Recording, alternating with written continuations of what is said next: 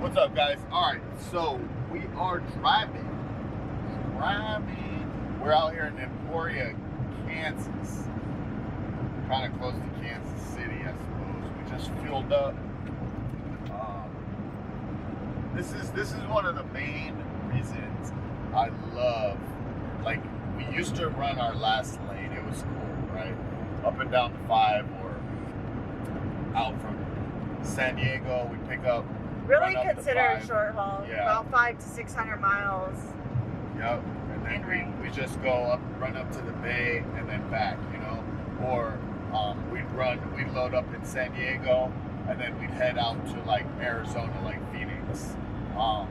Never really got out of those, you know, 2 states for the most part. I would say like 80% of my runs. And then, you know, fuel is like, I would say close to like $5 a gallon every time we fill up. I mean, if we got to Arizona, mid-4s in California. Yeah, 4, you know, 60, 490. And then, you know, I just filled up at Love's in South Hutchinson, Kansas, and I mean, shit, this is not the right one. Oh, but excuse me. You know, when you start filling up at $2.85 a gallon, I mean, come on. From California, this is crazy. This is how fuel should be. It's true. I mean, I had less than a quarter of a tank. Obviously, I put 152 gallons in at, you know, $2.85. It came out to $435.35. That is crazy. I had like in the Pete that I used to drive, I think I had like 100 or 120 gallon tank, and I mean, no joke, it would cost me more than this just to fill that up. You know, it cost me like, if I was damn near empty, it cost me about $600. Oh, our weekly fuel bills were like $1,200 to $1,400. Yeah, because I was filling up, you know, 2.5 times. Yeah. And then now, I mean, this is a 220 gallon tank. So right now we've gone from Peoria to Albuquerque, going back towards Peoria, Chicago. Damn Zeus. And we'll probably spend less than $800 on fuel. Yeah. Which is, to us, is crazy just from coming from the California. Yeah, and then like the other thing is, you know, California, if you got your CDL and you're driving up or down the 5, I mean, it's like 55 mile an hour speed limit, you know? I'm out here, I'm sitting here doing 70 on the cruise control, you know? It's just, it blows my mind away. It's crazy how much they've like governed and just screwed California up. And now they got that new AB5 thing, and that when that comes in January, that is just gonna destroy California. I don't even think they really realize the damage that it's gonna do. Yeah. You know, they think it's gonna help them because, oh yeah, they want their tax money, but in reality, you probably have 70% or some 60% of all truckers in California are all 1099. They all own their business, and now you're telling these people, you know, the problem is, first, you sit there and you tell them that they have to be CARB compliant, okay? So they got to go out and sit there and buy a $150,000 tractor or whatever, you know, even if they bought it used. But they got to go buy a new rig, you know, and then on top of that, now you're sitting there telling them that they can't run. Yeah, I don't know how it's going to play out. Yeah. It's craziness. It definitely would have affected us. Yeah, because the company that I was running for... we've even heard rumors that are scary. Yeah, the company I was running for, they're based in San Diego, California. You know, so... I mean, yeah. These guys are going to be definitely, they're going to be suffering, you know. And as I was leaving that company, you know, everybody's telling me I'm stupid, you know, it's stupid because in reality, for the van line that I run for, Allied is a van line, okay? The company that I was with in San Diego, they are like the upper echelon when it comes to... They move They agents move nice. or Yeah. they get a lot of top rewards. They Yeah. have a lot of top drivers. They were a really good company. Nothing bad to say about them. not at all. We wanted to just do something different than they had availability for, I guess is the right way to put it. They wanted us to run short haul, and we wanted to run long haul. Yeah. Simple as that. And then not only that, I just wanted to be my own boss. Yeah, that too. You know, I'm used to. But I think if we were running long haul, we might have stayed there a lot longer than running just short haul. Like if they had given you your space, you probably would have. Yeah. You know, who knows? But that's my opinion.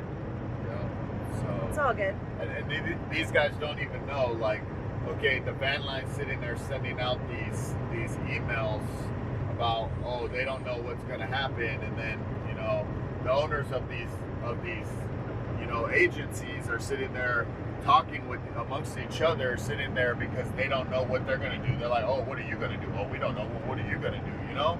And it's like they don't even know what they're going to do. And then I got, you know, the people that I was working with, the other drivers like me, were sitting there saying, oh, you're stupid for leaving, because, you know, they're like the best. They're the best, you know? The best for the van line.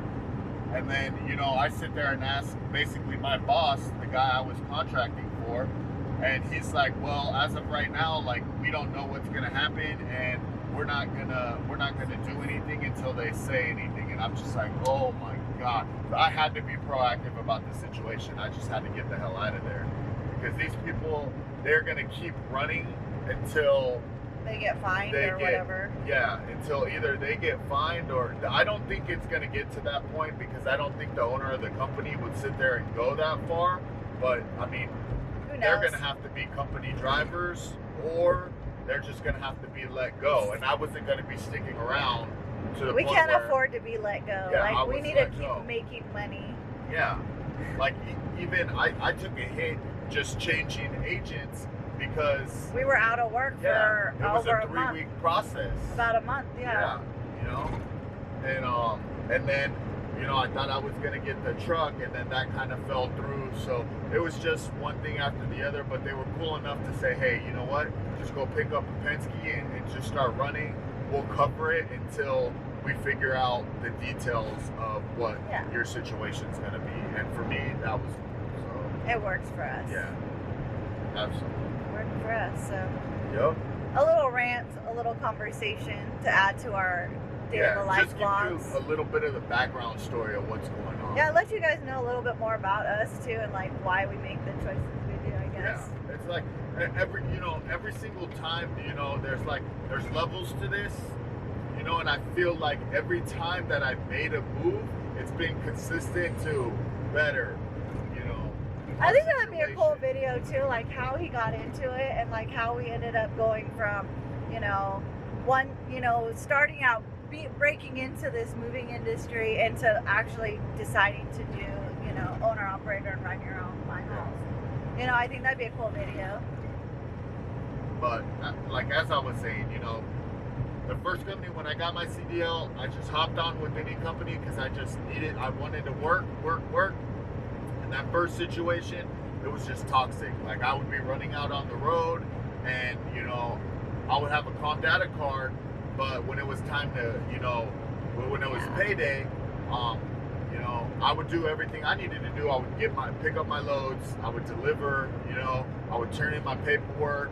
Everything properly. Yeah, and everything it'd still properly. take 3+ weeks to get paid. Yeah. And they would not submit it to the comp data card. And at that time, my percentage was dog shit. I was making like 55% of the line haul or something crazy. I think it was like 52.5. It was really, really low. So to be skipped on the line haul like that, and then take forever to get paid, I was just consistently drawing off of my line hauls, and it was killing me. Then I'd get a 2-week check for, you know, $8,000, and I probably should have been making more. You know what I mean? It just wasn't good, and I could never, like, they would never put my settlement on my comp data card.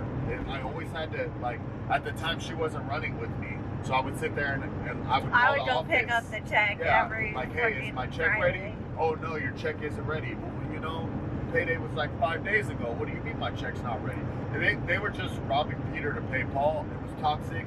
So I was like, you know what? I looked for another opportunity, and that's when I found the other company in San Diego. Different van line though. The first van line I went to work for was a Stevens agent.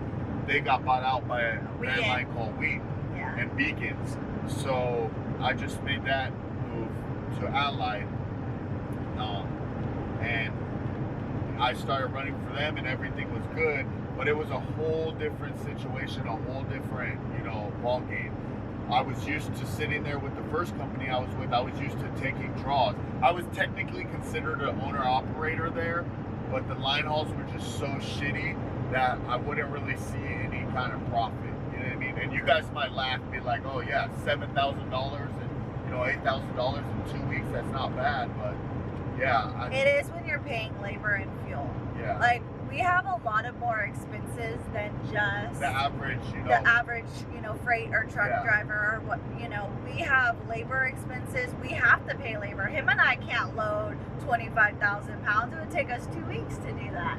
Yeah. We need guys to help us do that. That's how this industry runs. And so, that's a huge expense for us. A job can run anywhere between $2,000 and $4,000 to load and unload, depending on days and things like that. So that's a huge expense, and fuel, and cartons.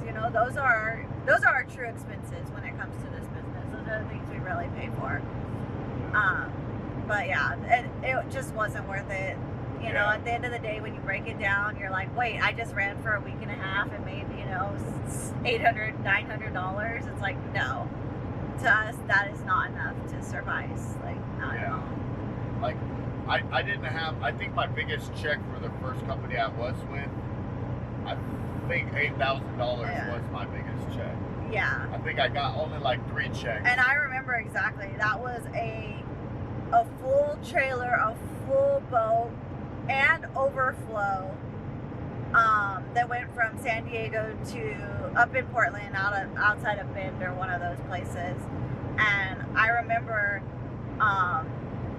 that job only paid him like $8,000. It took days to load, unload, plus the overflow. It was just I think it took me like a day and a half to we just did another job, and we're killing it on that job was crazy. If you can imagine this, if you know what a Suzuki Samurai is, I had pushed that all the way to the front of the trailer. I had the remainder of the trailer was full with a big speedboat. Okay, it was a speedboat on there, and then I literally had to deck across the whole freaking trailer, put the plywood on, and then we loaded all their furniture and their boxes on top of everything. On the sides of the Suzuki Samurai, which is like an off-road vehicle, like a truck almost, and then on the sides of the trailer, they had a whole workshop with a crap load of tools. I mean, that was load insane. was heavy. It was heavy. So it was crazy. It was. And I think I took that load up there, and then I want to say like I picked something up and then like brought it back, and like the check was like $8,000. Yeah, I mean it was fine. I mean he went from contracting and lumping to making that, and it was nice, but it just, when you really see what the industry does, it was shit. Yeah. And at that time, granted, I had gotten that $8,000 check, and then let me explain this to you. The only thing I paid was fuel and labor. They gave me a break for like the first month. I didn't have to make a tractor payment, or I didn't have to pay any insurance. I didn't have to pay any of the fuel tax. We have to talk about this truck though. Yeah, the truck was a damn. If you watch our old videos, there's a video where we are hearing dinging from Washington or Bend, Oregon, or somewhere up there, all the way to Kansas. The truck dinged the entire way because something was wrong with it. The DPF filter had issues. It had issues, and the owner did not want to fix it. And so we ran with the dinging noise the entire time. I ran with that all the way from San Diego, all the way up to Oregon, where I dropped off at, and the whole entire time. And then so annoying. Yeah, and then the truck would get derated, and so I would only be able to like sit there and drive like 45 miles an hour. I mean, we'd be going up big ass hills at like 30 miles an hour. Mount Shasta, up Mount Shasta. It was at 30 horrible. miles an hour. These trucks are just flying past me, and I'm just like, shit. I'd call the owner and say, hey, the truck's messed up, you know. He'd be like, oh well, just drive it. You know, drive until you can't drive it anymore, just basically. Just get the shipment there. It was like one of those type of situations. If you guys have ever been in one of those situations where the owners really don't give a shit about their equipment, they just want to drive profit, that was the situation that I was in for my first company. Then the second company, I kind of took a step down because I wasn't like an owner-operator. I wouldn't even really say that I was an owner-operator on the first company that I was with, because I didn't have the owner-operator expenses. All I had was my fuel and my labor, which when I moved over to my second company, it's the same thing that I had, just my fuel and my labor. And I had fuel tax too. And then if I got any claims, then I would, my split was 80-20 across the board, all right? So I would get 80% of whatever the truck grows. He would take 20% of whatever the truck grows. Thing was, in like 4.5-5 months, I had sat there and I grossed the truck like $130,000 in 4.5 months, about 5 months. Yep. I mean, I killed it. It was literally a little over 4 months. Yeah. Like a little, like one trip over 4 months, legitimately. Yeah. So when I'm getting checks, and I'm noticing I'm paying him out like. When he's profiting more than we are after everything, it's not worth it. Yeah, I'm like sitting there, you know, his 20% is averaging $6,000 to $8,000 a month during the summer when it was booming. I'm like, shit, I can pay 3-4 truck notes with that, you know? Yeah. So, and then when it started getting into the winter, we started having issues where it was just slowing down. Our loads were just slowing down. They have way too many 11 Western drivers. And the problem is they weren't even filling our trailer up. So we would take, you know, a half to 2/3 full trailer. I was constantly leaving with like 15 to like 22,000 pounds at max. Yeah. So it wasn't worth it. But, you know, it's a learning experience. Not every job is wonderful, and I think that you take the good with the bad, but when the bad starts outweighing the good, it's time to kind of reevaluate and figure out what's working best for you. And so for us, and we really talked about it, you know, luckily enough, we know enough people in the industry, have networked enough, we learned a lot. So it was a really good thing for us to like sit down and talk to our friends and go, okay, really, what's the best point right now? Best situation for us. You know, because I learned a lot. Like, I'm very thankful that I was at that company, because as a top tier company, you know, they ran a lot different than the first one. Like, let's just say I had my Calm Data card, so I was able to, you know, draw to pay for my labor and my fuel, whereas the second company, I was not able to do that. So we ran on our own money the entire summer. They don't work off of advances. Yeah, so we're not used to working off of advances, which I don't mind either way. It doesn't matter to me. You know, we had gotten to a point where we had our steady little cash flow that we used, you know, for our expenses, and we had it set up that we were all right. But like, say the issue that I had was I consistently had to have a revolving account. So say I got, you know, during the summers, this is just as an example, and it's a good example because it's damn near what I was doing. Let's just say every week I was pulling in a $5,000 check every week consistently. I was using $3,000 of that $5,000 to sit there and pay for my fuel and my labor. Yeah. It's just that's the, you know, that was the reality of the situation. Yeah. And then, but granted, you know, with his 20%, I didn't have any breakdowns, but had there been breakdowns, he would have taken care of it. We had an alternator go out. We had a couple tire issues. You know, of course we had to get our PMs, but you know, and he paid for all of that, that was our deal. So we didn't have those expenses. But even with those expenses, even with the truck, and it just, when the 20% was outweighing what we were making, it wasn't worth our while. And I had a couple offers on the table, and it was just time for me to just pull the trigger, you know, and I went with what I felt was best for us, and right now at this moment it seems to be working. So hopefully, you know, I have a really good feeling about it. You know,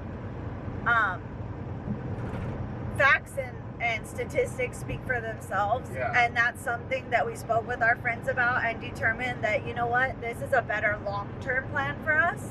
Yeah. So, like when I mean, this company we're with has 5 offices, not 1, 5 offices. They move freight from, yeah, or they they have move. a freight division. They have so a freight division if it as ever well. did slow up in household, then I could sit there and run freight. Yeah. Granted, it only pays like It doesn't pay what $1.20 a mile yeah. or something like that. So it's not near, you know, the $9 a mile that I make. But granted, out of the $9 that I will make a mile, you know, I gotta pay fuel like everybody else, but I have to pay labor, which is also another expense that, you know, if you're a freight driver, you're not used to. And labor's not cheap. I mean, that's one thing. Like, labor's a large expense. Yeah, they're about $200 a day per guy. So, I mean, that's how we estimate and do everything. Is $200 a day per guy, whatever they're doing. You know, so it's like we'll have 3 guys on the job tomorrow. That's $600 right there just for that one moment, that one day, for packing. just to pack. But then I sit there and think. So I've been on both sides of the coin. I used to be, you know, driver help. So I used to pack, you know, pad the furniture, run the furniture to the truck, load.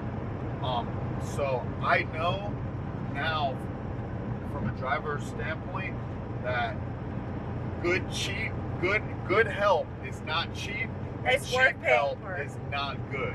Yeah. Because we, in this industry, the driver takes all the liability, so we pay our own claims. So if shit starts breaking, that's coming out of my profit. So I try to hire the best guys that I can in each city that I go. That way I won't have those issues. Yeah. So, Yep. And they're also, you know, they're But- more experienced. yeah. They work their butts off. It is worth paying for good guys. yeah. It Whereas really is. There's some drivers that are cheap as hell versus paying like the $200 a day. They just want to go to Home Depot and grab, you know, 4 guys and maybe only pay them $120 a day and buy them lunch. And let me tell you, But these guys it don't know is shit not from worth Shinola. it. Yeah. They don't. Yeah. No, not worth it at all. So that's just a little bit, you know, So 20 minutes. yeah, into the world that we constantly live in. It's As far as household goods goes, HHG, you know, it's specialized freight. It's Yeah. what we deal with. So, and I know there's one YouTuber out there for sure that's into this market. it's Asian Mind. The Yeah. same thing he does, That's the what same we thing do. I do. Yeah. I had met him way before he blew up. And we were talking. At that time, I was a local contractor, and I was just talking to him. And then since then, this was probably like a couple years ago. He's taken off since then. But you know, he deals I with. talked to him not that long ago though. Yeah. But I mean, when I first met him. Yeah. And then sometimes I'll call him or text him, but Well, because he used to, when he was a local guy, work for the same van line, i.e. North American, which is, if you follow Asian Maya, is the same. yeah, Yeah. he works for Sterling. He works for Sterling Which and is the a North American. Yeah. And Sterling is an agent for the van line Yeah. North American. So it's Yeah. just Yeah. It's a small industry It is. too.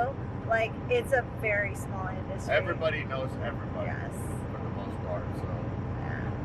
you know, and I'm just out here. I'm just a new guy. I'm a lumper that now I'm, you know, a trucker coming into Look at this. Allied truck. I showed that. Yep. Emirates, I never heard of them, but They're small. I'm just coming into this game, just trying to, you know, earn a name for myself. And One thing that I've noticed, there's not a lot of younger guys, you know, no, there's 30-year-old drivers as we in say, this industry. Millennials, they're not. There's a lot of old heads. There's a lot of old timers that come in, and they do shit like the old way, you know. And I'm just coming in here, you know. And I look to a lot of those guys for guidance, you know. They're very experienced. Hell yeah, you know. I got my dispatcher. She knows a lot about the office side of the industry. And then I've got a driver, you know, one of my good friends. He's been driving for years now, and this guy's like the top hauler for his company. yeah, for as his well. company. He hauls more weight than any driver that they have, and I can ask him, pick up the phone and call him and ask him any questions or anything. So He's also very knowledgeable. yeah, oh very, yeah, very knowledgeable. he knows his shit. So I have a lot of good people in my corner, you know, and it works to our advantage because we're able to ask questions and learn things. And every day, you know, that's the cool part. For every state or every city that we go and we work in, and we work with new people, you know, I'm constantly learning. When I'm sitting here, I'm watching them. I'm studying everything that they do, and I learn new things every day. And that's what this is about, you know. Yeah. I'm constantly trying to better my craft so that I want to be able to do anything and everything. And as a driver, shit, you better be able to do anything and everything. You know, because if you can't, you're in this industry in household goods, you can't just be a steering wheel holder. You got to be able to. Because you're responsible for everything that happens. Yes. There are a everything. lot of old timers, and they really do. They don't do anything on the job. Yeah. They hire people for it, and you know what? That's their way of doing it. That's not our way. We like more control and I'm hands on. I'll sit there and I watch the guys. I watch everything that they do. You know, I'm constantly I'm patting furniture. I'm wrapping furniture. You know, and then I'll do the inventory. I do all the paperwork. But I'm constantly watching these guys. You got to be a you got to be a foreman. You got to be watching these guys. And then I hear stories of drivers that sit there and they just do their inventory, they tag everything, and then they go sleep in their truck. You don't know if these guys are breaking shit until you get to the other end and you start unloading shit. And then you start having thousands of dollars worth of claims coming in. That's no bueno right there. That's no good whatsoever. And I stay away from that. And he doesn't have to break his back in order to do it. It's just a matter of being there, being present, and being efficient and about being the way efficient. that you work. Exactly. So And hiring good guys. Yeah. That's like I said, key point. good help is not cheap, and cheap help is not good. So, hey, keep that in mind. That's probably anything in life too. Don't be a cheap ass. Yeah, you might save yourself a few pennies in the front end. You're gonna pay that times 10 on the back end when shit starts going south. You know. Yeah. So, with For that, sure. yeah. That said, guys, we're gonna end this one today. Stay grinding, stay safe, And we'll pick up another day in the life tomorrow, I Yup. think. Since we went on like a 30-minute rant. Yeah. Whatever. Who cares? Stay grinding, guys. Peace. Peace.